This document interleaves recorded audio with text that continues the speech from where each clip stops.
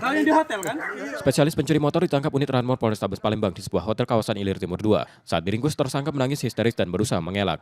Polisi mencatat tersangka sudah 6 kali beraksi dan masuk target operasi Sikat Musi 2026. Satu tersangka lain ditangkap saat mencoba kabur lewat saluran pipa hotel. Dua tersangka MR dan AR biasanya mencuri motor di halaman rumah saat pemilik tertidur. Di sebuah penginapan, tempatnya di Jalan Veteran. Namun demikian, karena personel kami sigap, akhirnya berhasil untuk mengamankan tiga pelaku. Itu ada 9 tempat kejadian.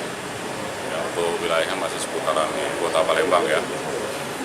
Kemudian untuk kedua pelaku tersebut, ya salah satunya pernah ditahan ya, dan sudah polis ya, dengan penerapan.